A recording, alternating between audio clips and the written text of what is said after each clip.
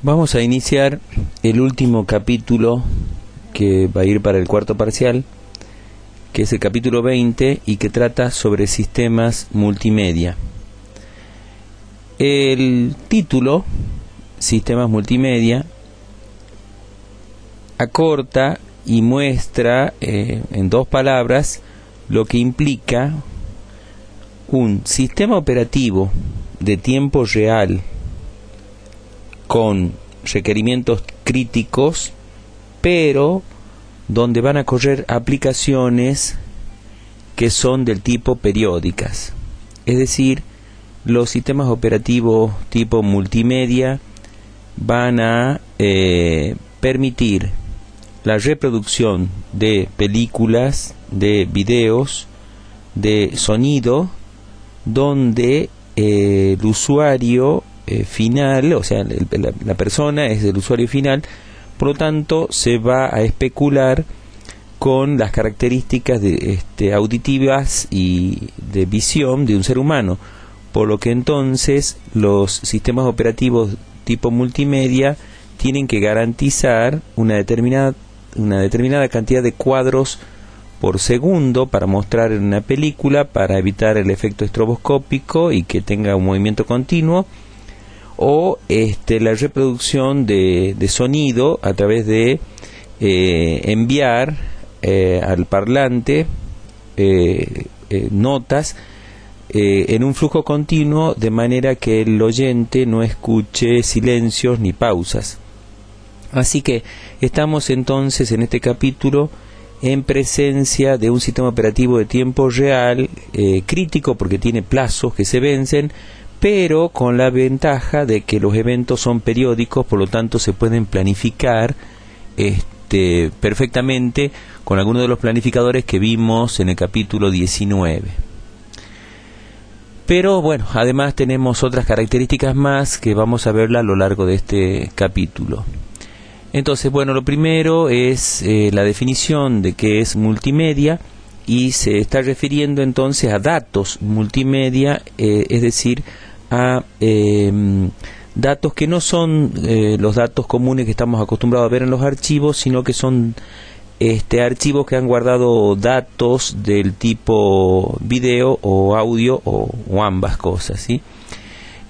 Como esto es mucha información, lo que hacen los sistemas operativos es manejarse con la información mínima que se pueda manejar, de manera de que hay aplicaciones que logran comprimir estos archivos enormes y quedarse con lo mínimo vital, en el sentido de que los archivos no pierdan su objetivo, ya sea de video o de música, y normalmente desechan las frecuencias extremas, ya sean las muy altas o las muy bajas, que no son perceptibles por el ser humano. Por lo tanto terminan comprimiendo y guardando la menor cantidad de información posible binaria, porque son digitales, de manera que después el sistema operativo sea capaz de planificar actividades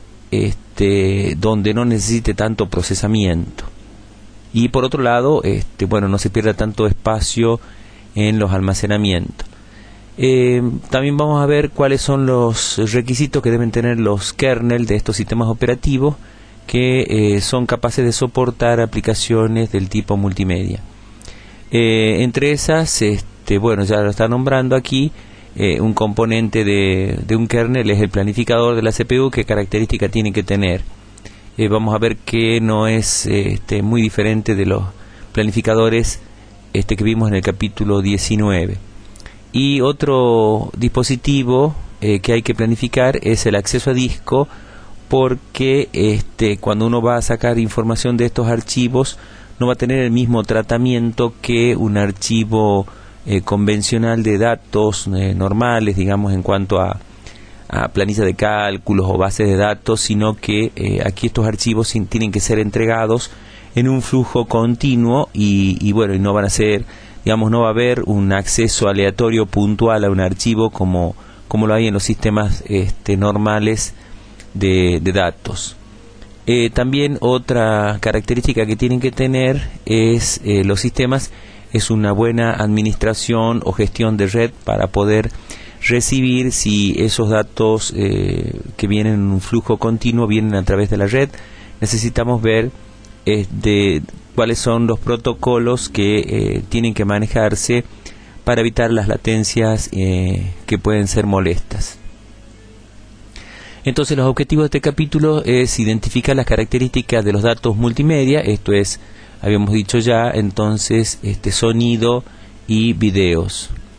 Estos hacen que cuando uno lo guarde a estos datos del tipo de video y audio, trate de no usar mucho espacio, por lo tanto es bueno comprimirlo.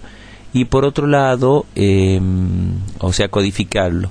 Y por otro lado, también cuando lo vaya a recuperar, hay que acordarse que cuando yo estoy recuperando, son para entregarle a aplicaciones que la va a mostrar o hacer escuchar al oyente. Por lo tanto, me interesa un flujo continuo de datos, ¿sí? No hay un acceso aleatorio puntual. Puede haber un acceso aleatorio a una parte de la película, pero a partir de ahí el oyente o el espectador querrá seguir viendo la película secuencialmente. Vamos a ver que también se modifica el concepto de caché. Ya no hace falta los conceptos de caché como conocemos nosotros por el principio de localidad, la referencia de que los datos van a volver a ser accedidos con alta probabilidad, tanto espacial como temporal, sino que aquí se van entregando datos uno tras otro, y en todo caso sí hacen falta buffers, pero para una lectura anticipada, pero no del concepto de caché. También vamos a ver algunos algoritmos, pero solamente nombrarlos, que se usan para comprimir datos multimedia. Vamos a ver 3 tipos de normas para guardar y después reproducir estos tipos de datos.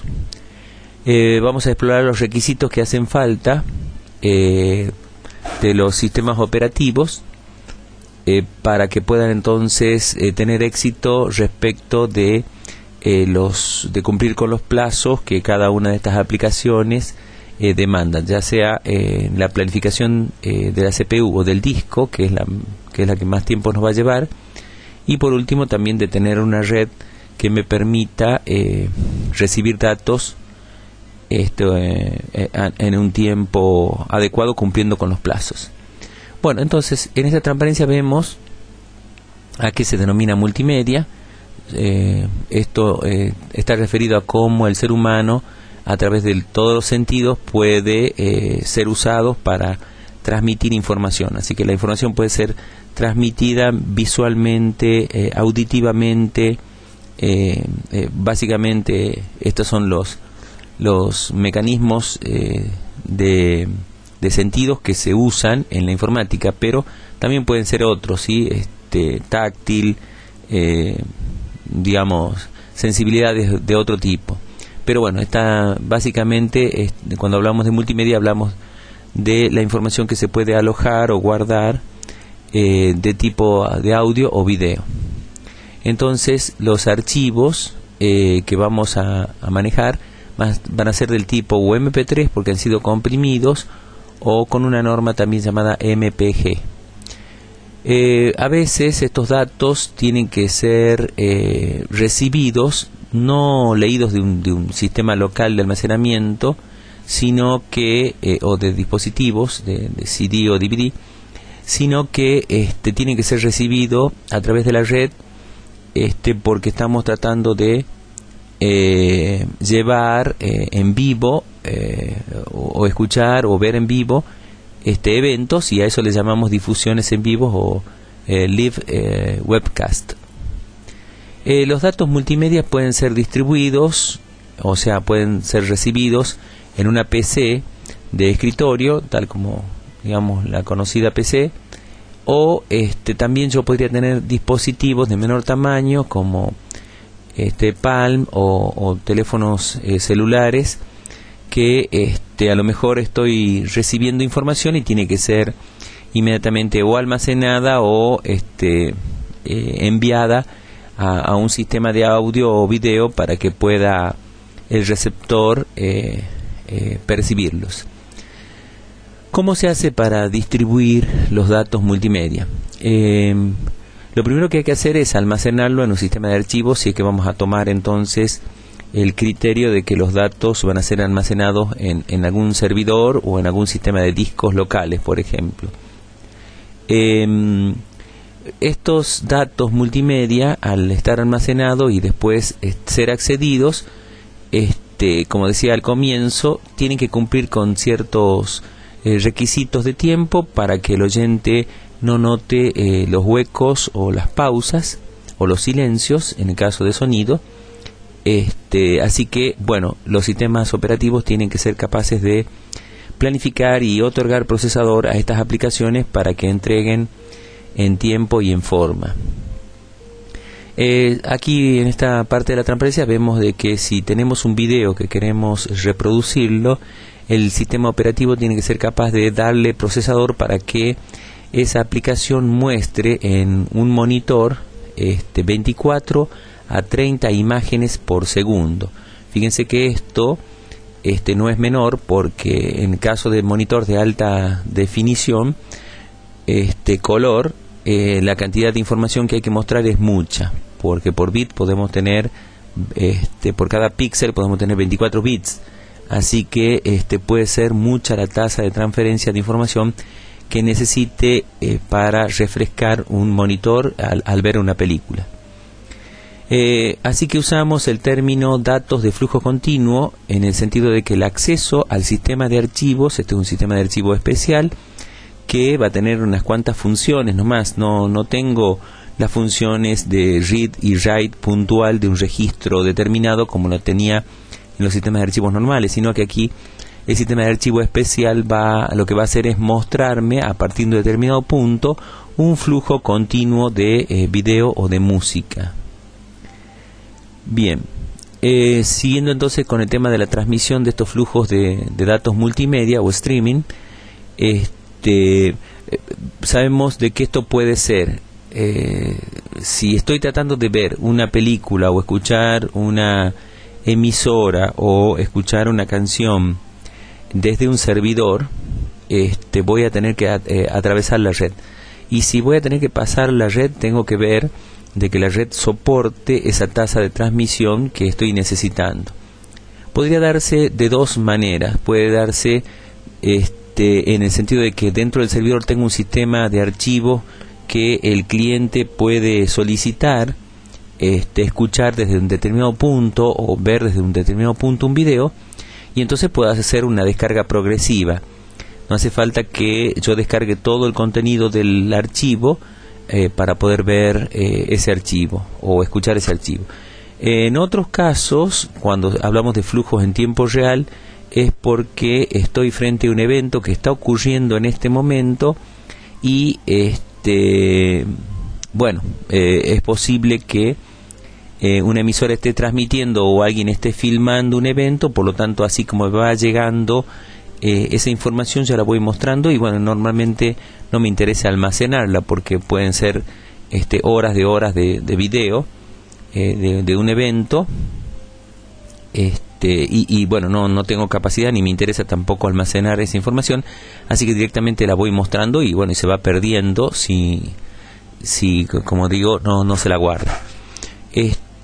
Hoy hay dos dentro del segundo grupo de flujos en tiempo real.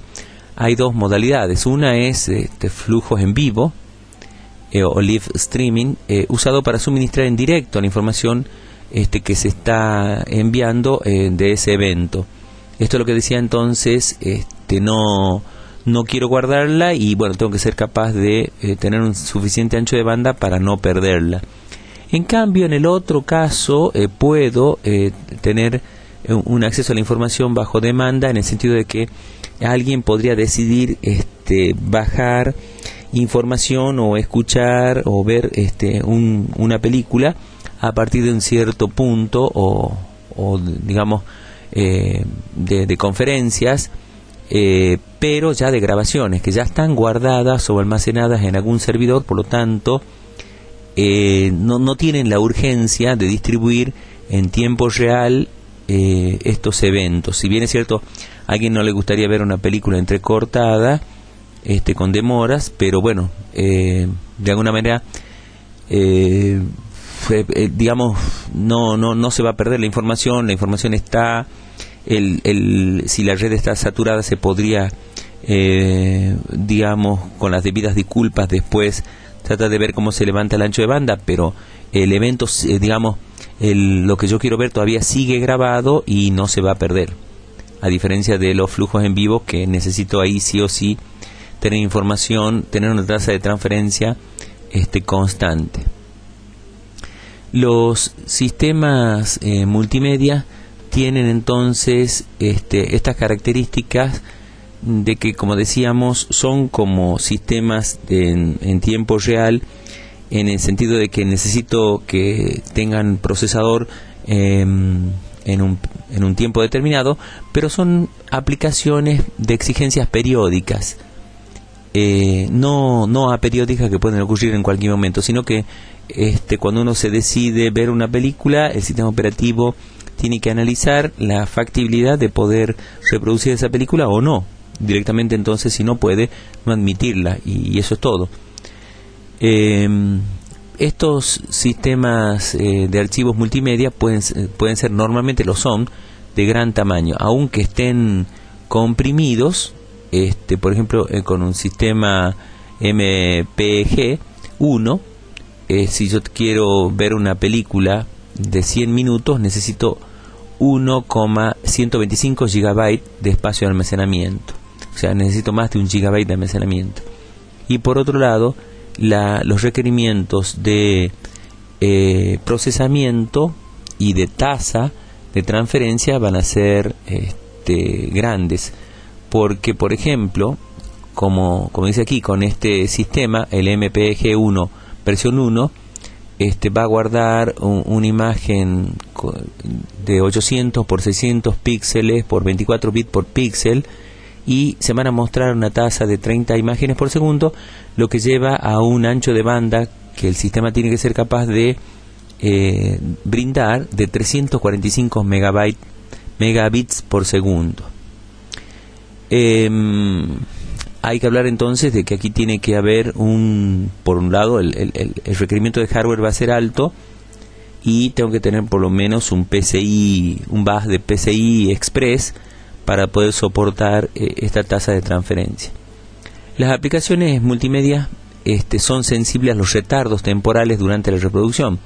Lo que está diciendo aquí es que no tan solo tengo que empezar con la aplicación en un tiempo determinado, sino sostener el flujo de transferencia de información durante toda la reproducción de este archivo.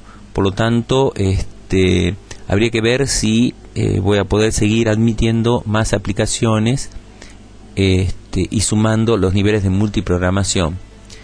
Lo que muestra esta transparencia es la necesidad que se ve de que los datos multimedia sean comprimidos y extraída toda información adicional, y que pueda separarse del núcleo de la información más importante, para guardar solamente esa información, para no desperdiciar espacio ni tiempo de procesamiento en datos que a lo mejor el oyente o el espectador no los percibe.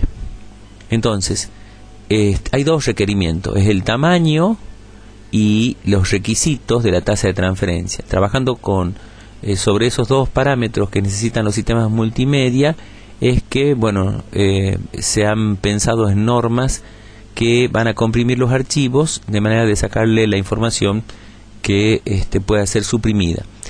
Normalmente hay dos tipos de compresiones: la que tienen pérdidas de datos y la que no tienen pérdida de datos.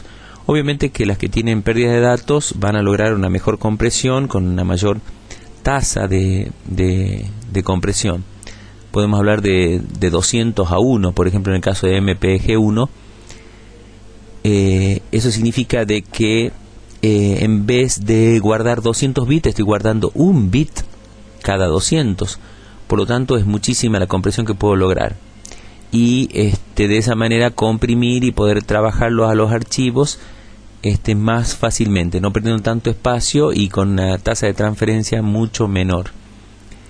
Estamos hablando de que necesito una tasa de 1,5 megabits por segundo cuando el archivo ha sido comprimido, ¿sí? Y lo que hablábamos también en esta norma está cuando yo quiero comprimir audio con la norma MP3. Así que estas distintas formas de comprimir los archivos me benefician en cuanto al tamaño que necesito para guardar, para transmitir los archivos y además para reproducirlos después, y la tasa de transferencia no va a ser tan exigente como un archivo puro con todos los datos que han sido captados en el evento. Hay otra norma que es la MPEG-2 que por supuesto proporciona una mejor calidad que la versión 1 y sirve para comprimir películas, DVD y televisión digital de alta definición, donde, bueno, primero, si yo voy a hacer reproducción de películas en DVD, lo tengo en un dispositivo dentro del computador o anexo como periférico del computador, pero bueno, el ancho de banda es más manejable porque puedo disponer de bases locales que tienen una mayor capacidad de tasa de transferencia, a diferencia de archivos que yo pudiera estar bajando desde un servidor donde, bueno, necesito un canal de mayor ancho de banda. Claro, si estoy tratando de ver una televisión de alta definición, sí, bueno, ahí tendré que tener canales que sean capaces de soportar esa tasa de transferencia. Tendré que tener fibra óptica o algún medio que me soporte las tasas de transferencia que hacen falta. En el caso de la tercera norma, que es MPEG-4, está siendo, digamos, se lo usa para transmitir tanto audio, video como gráficos, y esto tiene una aplicación en que a veces yo puedo hacer interacción con el archivo. Por ejemplo, podría, mediante un puntero como el mouse, ir recorriendo una casa que quiero comprar habitación por habitación. Entonces voy a necesitar un nivel de calidad que pueda ir creciendo en la medida que yo necesite acceder a detalles, por ejemplo, de las habitaciones dentro de esa casa. Así que tendría que guardar información bidimensional o de 3 dimensiones. Por eso es que esta norma es más exigente respecto de la información que va a guardar y la forma que voy a acceder a esos datos. Bueno, lo que terminamos diciendo es que estas 3 normas, la 1, la 2 y la 4, tienen una compresión con pérdidas, justamente para lograr las altas tasas de compresión, y además de eso no guarda permanentemente todos los cuadros, por ejemplo, de una película, si no hay diferencia en los marcos, en los cuadros. Solamente va guardando las diferencias que encuentra entre cuadro y cuadro, de manera que optimiza o ahorra la información que está guardando. Los sistemas operativos tienen que garantizar esa tasa de transferencia de datos, de flujos de datos, y además cumplir con los requisitos de temporización, que tienen que ser 30 o 40 cuadros por segundo en caso de un video. Esos requisitos son conocidos como calidad de servicio garantizada, QoS. Normalmente los proveedores dicen, los proveedores de internet, los proveedores telefónicos, dicen que pueden soportar ese QoS, pero en la mayoría de las veces no lo cumplen. Uno paga un servicio garantizado, pero en la mayoría de las veces no lo cumplen. Tiene estas 4 exigencias un servicio de esta calidad: la compresión y la decodificación, o sea, descompresión, requieren mucha capacidad de procesamiento de la CPU. Eso es lo primero que tenemos que saber, que nuestro sistema de computación tiene que tener una capacidad mínima de procesamiento para poder hacer ese trabajo de compresión y descompresión de estos archivos.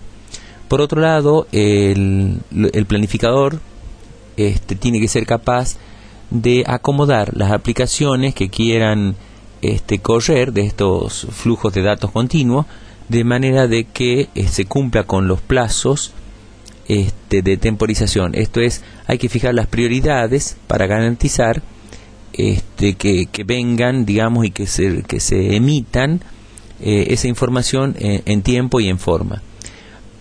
Por otro lado, los sistemas de archivo tienen que ser eficientes para poder satisfacer los requerimientos de tasas de datos de flujo continuo. Es lo que decíamos hace rato, que no son sistemas de archivos normales en donde el usuario va a acceder puntualmente o aleatoriamente a un registro, sino que aquí el usuario quiere ver o una película desde el comienzo, o una película o un video o una canción desde un punto determinado, y a partir de ahí tienen que venir secuencialmente la información para que sea transmitida al usuario. Así que, bueno, los sistemas de archivos son justamente, decíamos, eficientes respecto a eso. Y en este tema habíamos dicho de que ya no es necesario el concepto de caché como siguiendo, digamos, el principio de lo que era la referencia. Ya no tienen éxito los conceptos de caché. Los protocolos de red deben soportar los requisitos relativos al ancho de banda, al mismo tiempo que minimizan el retardo y las fluctuaciones de la transmisión. Acá no es que la red va a transmitir datos que van a ser accedidos por aplicaciones. Acá tenemos la transmisión de datos multimedia que tienen que venir por la red y tienen que ser escuchados por el usuario o vistos por el usuario, por lo que no se puede dar el lujo de tener fluctuaciones, es decir, demora en medio de la transmisión, y que paquetes sean enviados por un lado, por otro, que haya demora, que bueno, que entonces el orden de los paquetes no es tan importante, después se pueden reacomodar en los lugares de tránsito, es decir, en esos router intermedio. No, aquí hay que cumplir con que desde el servidor sale la información, y en el cliente el receptor debe recibirla a una tasa determinada para no perder digamos la suavidad de un video ni la continuidad de un sonido. Así que bueno, básicamente habría tres clasificaciones de sistemas operativos multimedia: los que no ofrecen ninguna garantía y entonces bueno, hacen lo que mejor pueden, no cumplen, no hay garantías de cumplir el QoS. Hay otros sistemas operativos que dicen, bueno, está bien, nosotros vamos a tratar de cumplir con usted, y usted podría elegir distintos tráficos de flujo de datos, y cada uno de ellos tendrán prioridades. En base a eso, usted fije cuál es la más importante, y nosotros vamos a tratar de garantizarle las más importantes, pero también siguen sin ofrecer garantías de cumplir con la calidad de servicio. Y tercero, bueno, hay de aquellos sistemas operativos que sí van a garantizar que las aplicaciones multimedia tengan una calidad de servicio para que el cliente no sufra esas demoras. ¿Cuáles son los parámetros que definen esta calidad de servicio? El primer parámetro que se define es el rendimiento, es decir, la cantidad total de aplicaciones completadas o de transferencias de archivos multimedia completadas durante un intervalo específico de tiempo. Este es el throughput. Otro parámetro que define la calidad de servicio es qué retardo tiene la transferencia. No tan solo el retardo, bueno, este es el retardo desde que el instante que comienza la solicitud hasta que le llega el resultado, es decir, a partir de que un usuario pide ver una película, qué tiempo pasa hasta que se la comienza a mostrar. Eso es el retardo, diríamos la demora inicial para comenzar a bajar el archivo. Luego tenemos otro parámetro también que mide la calidad de servicio, es fluctuación, que se trata entonces de mantener la tasa de transferencia de datos a partir de que ya el archivo ha comenzado a ser transmitido. Y por otro lado, fiabilidad, que es el cuarto parámetro, es de qué manera se manejan los errores cuando hay problemas en la red, si se van a encaminar por otros lados los paquetes, si de alguna manera puedo garantizar que las demoras no sean tan graves y el archivo no se degrade al ser recibido con muchas pérdidas de paquete. Bueno, otra de las cuestiones que hay que ver de la calidad de servicio es que esta transparencia habla de que puede ser negociada entre el cliente y el servidor.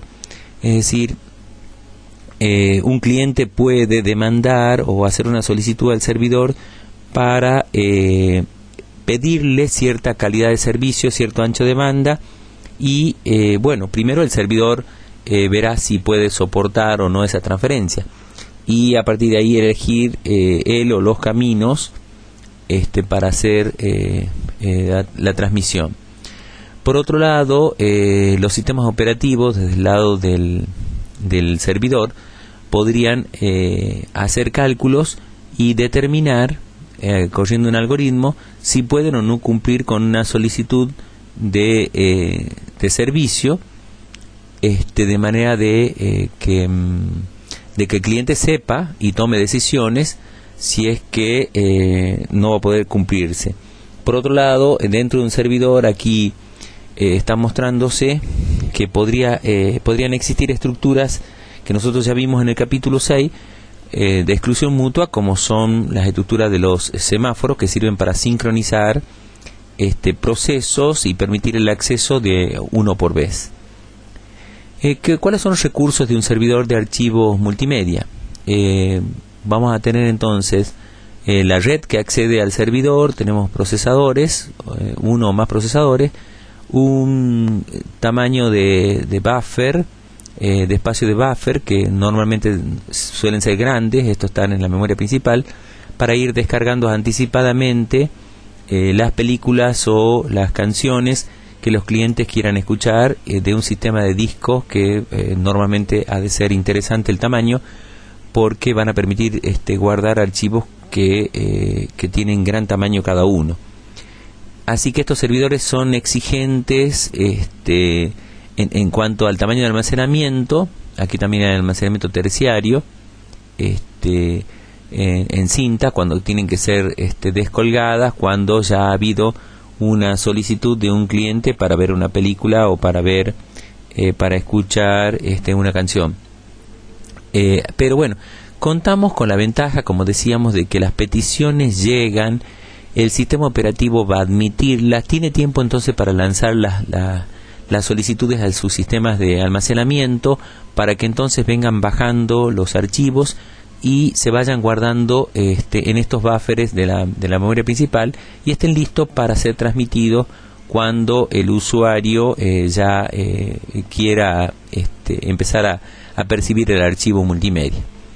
Bueno, habíamos dicho que una de las características de los sistemas operativos de archivos multimedia es el planificador. Este planificador, nosotros ya hemos visto en el capítulo 19 que tiene que ser un planificador especial para ajustarse a que los procesos puedan cumplir con los tiempos de los plazos de la transmisión de estos archivos de flujo continuo. Aquí no es el objetivo de un sistema operativo levantar el rendimiento de la cantidad de procesos por unidad de tiempo, sino de cumplir con los plazos de estos procesos en particular. Así que hay que ajustar los objetivos del planificador. Y por otro lado, como dice esta parte de la transparencia, es que los eventos, es decir, las solicitudes de nuevo tramo de flujo de datos multimedia, siempre son uno tras otro, o sea que el acceso es secuencial y las solicitudes son periódicas. Por lo tanto, no se hace un read de un punto del archivo y a partir de ahí otro read de otro punto del archivo, aleatorio como se hace en los sistemas de archivo normal. Así que tenemos ventajas respecto de que nos da tiempo para planificar estas actividades que son periódicas. Y de última, no admitir nuevos requerimientos de solicitudes si no voy a ser capaz de soportar esos requerimientos. Una de las cosas que tenían los sistemas de tiempo real estricto eran prioridades fijas en el caso de, digamos, de sistemas que vimos en el capítulo 19. No se degradan, no se acomodan las prioridades por inanición o por una entrada-salida que esté demorada para el usuario. Los sistemas interactivos no tienen ninguna posibilidad en estos sistemas operativos que soportan multimedia, en el sentido de que aquí es más importante, las aplicaciones multimedia tienen prioridades fijas y las aplicaciones que son interactivas no le alcanzan en prioridad a los sistemas multimedia. Por lo tanto, lo prioritario, lo primero que hay que hacer es transmitir estos flujos de datos continuos de los archivos multimedia. Otro de las características que tienen que tener estos sistemas operativos es un buen planificador de disco. Sabemos de que los discos son el cuello de botella porque ahí llegan las solicitudes a que se descargue información de estos soportes que son lentos. Por lo tanto, hay que pensar de qué manera se planifica un disco,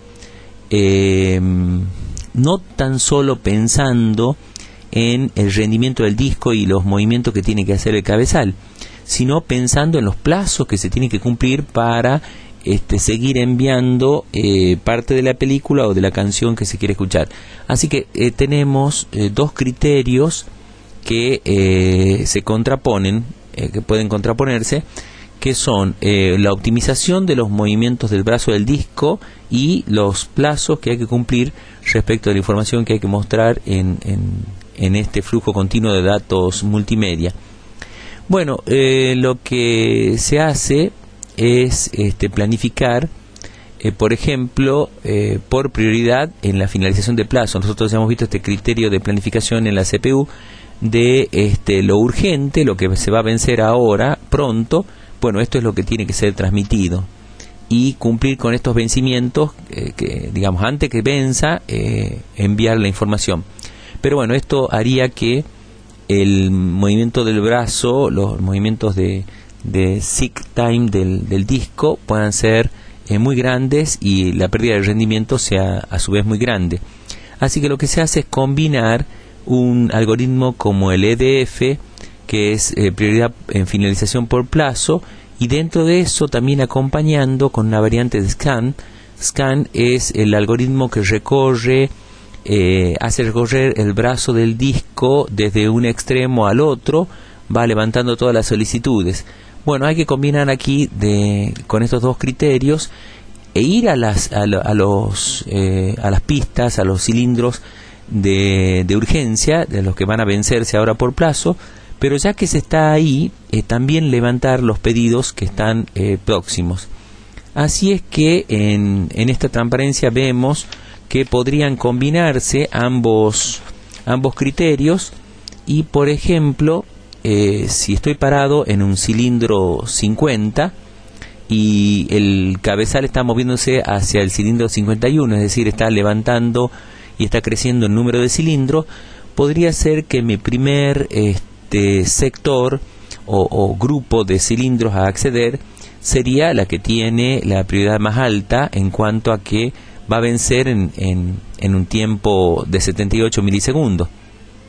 Entonces me voy al cilindro número 85, que tiene la petición número F, y despacho. A continuación me fijo que la siguiente demanda en tiempo es la de 94 milisegundos y está en el cilindro 31, así que me voy del cilindro 85, me voy al cilindro 31, y esto sería, digamos, un primer grupo que estoy atendiendo. He tenido que moverme, algo así de 54 cilindros bajar a 54 cilindros, de 50 a 85 y de 85 bajar a 31, porque es el siguiente vencimiento que tengo. A continuación me tendría que ir a la petición A, que tiene un cilindro número 25. Fíjense que este vence en el tiempo 150. Alguien podría decir, no, pero antes del vencimiento de 150 está este vencimiento de 125. Pero como ya estoy en 31, me queda cerca el cilindro 25, por lo tanto, lo voy a hacer. A continuación, recién me muevo al cilindro 101, voy creciendo, y entonces la línea de vencimiento, el vencimiento es a los 125 milisegundos, y entonces estoy atendiendo a la solicitud H. A continuación de eso paso a atender la solicitud G, que tiene un vencimiento en 165, que es el siguiente vencimiento, y me está a 49 cilindros, es decir, estoy en el cilindro número 150.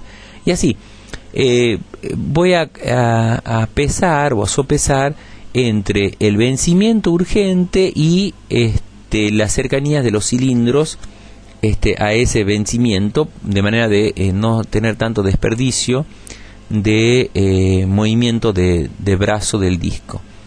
Bien, con eso entonces vemos cuáles serían los requisitos de un sistema operativo planificando CPU y planificando disco. ¿Cuáles son las técnicas con que contamos de transmisión en las redes? Bueno, habría tres formas de que un servidor difunda estos archivos multimedia. Una de las formas es establecer una relación entre un servidor y un cliente, y entonces esto le llamamos unicasting. Esto es unidifusión. Pero esto puede llegar a ser ineficiente por si los clientes, tengo varios clientes que me están pidiendo el mismo archivo, y entonces destino tantas transmisiones como clientes me estén haciendo solicitudes.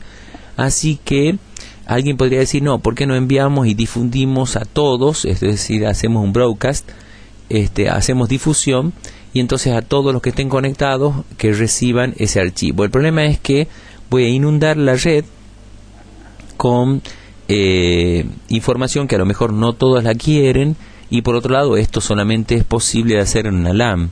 En redes como en internet esto no es posible de hacer broadcast, por lo que tampoco no es un buen criterio. Entonces lo que se hace es pensar en un punto intermedio, y esto se llama multicasting, y hago multidifusión y entrego el contenido de este archivo multimedia a un grupo de receptores que me lo han solicitado, de manera que hago un poco de manejo de mejor rendimiento de la red, enviando a estos que me han pedido solamente. Bien, por otro lado, hablando de el manejo de red, los protocolos que existen para transferencia de archivos normales, como son el HTTP, no son muy buenos para transferencia de archivos de datos multimedia, porque no tienen memoria de estado en donde el cliente podría entonces posicionarse en la mitad de la película o en la mitad de la canción y pedir que le retransmitan o que comience una transmisión o que arranque una transmisión desde un punto. Como no tienen memoria de estado, estos protocolos no me conviene entonces usarlo. Lo que se hace es digamos usar otro protocolo, que es el protocolo especial para flujo de datos continuos, que es el RTSP, que bueno, que lo vemos en la siguiente transparencia. Aquí vamos a ver los pasos que podrían ocurrir cuando una aplicación o cuando el cliente hace un clic en su browser, y usando HTTP, este protocolo de transporte, va a tratar de traer un archivo de flujo continuo de multimedia.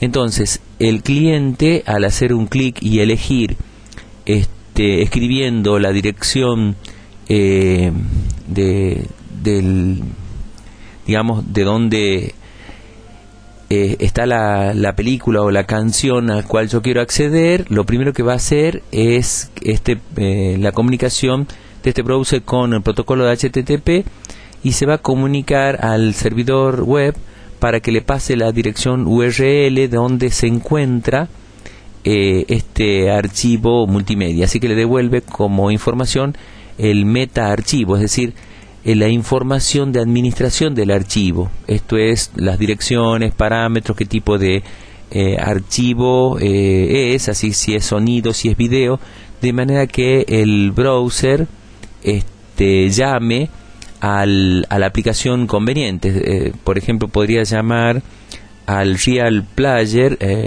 si es que lo que se está tratando de acceder es una canción, es música,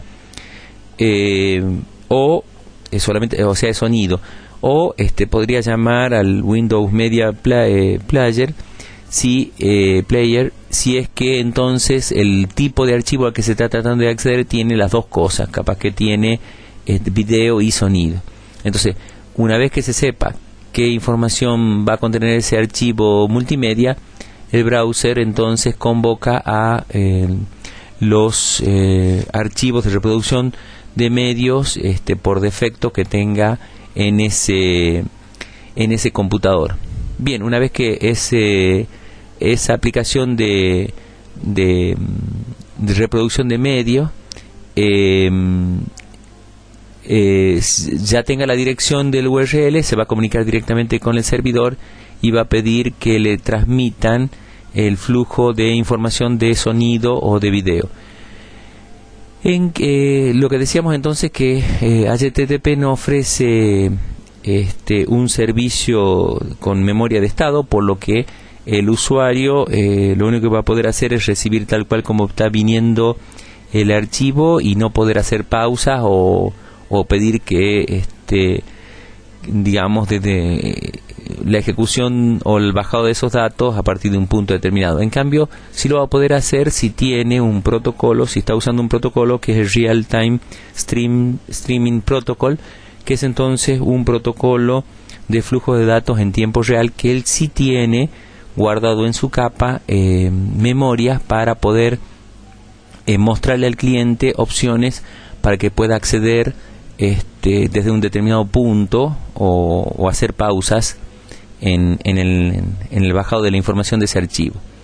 Así que bueno, este protocolo, el RTBSP, tiene la posibilidad de 4 comandos fundamentales. Estos 4 comandos, que es el comando inicial, a partir del cual yo ya comienzo o quiero empezar a recibir el archivo, activarlo. Esto es a partir de que yo paso este comando, el reproductor de medios se va a poner en coordinación con el servidor y está a punto de iniciar la transmisión. Cuando yo pongo play, entonces el servidor ya comienza a entregar el flujo a una sesión abierta de cliente. Cuando pongo pause, el servidor suspende la entrega de ese flujo y retiene y sabe exactamente dónde yo he quedado. Y el otro comando es pedir la terminación de la conexión y liberar los recursos que están asignados en esa sesión. Ahí tenemos entonces los tres estados por los cuales puede pasar esta máquina de estado finito, que son init, ready y playing. Entonces puedo pasar a través de estos comandos setup, play, pause y tear down, ¿sí? Bien, con esto entonces terminamos el capítulo 20. No vamos a ver el caso de Cine Blitz, que aparece también en el capítulo 20, porque la idea era simplemente mostrarles cómo los sistemas multimedia son unos sistemas especiales de tiempo real, con algunos requerimientos diferentes de aplicaciones de tiempo crítico, y que sepamos distinguir cuáles son esas características.